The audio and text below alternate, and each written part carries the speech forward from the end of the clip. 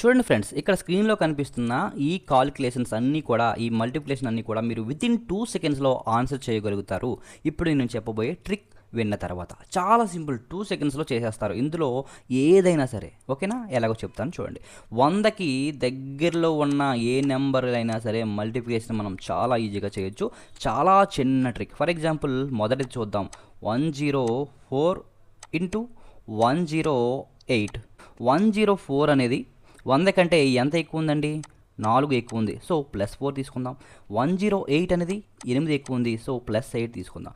ఇప్పుడు మనం ఏదో ఒక నెంబర్తో క్రాస్గా దాన్ని మనం యాడ్ చేయాల్సి ఉంటుంది. 104 + 8 చేసినా పర్లేదు, లేదా 108 +4 చేసినా పర్వాలేదు. ఏదో ఒకటి ఏది చేసినా ఒకటే వస్తుంది.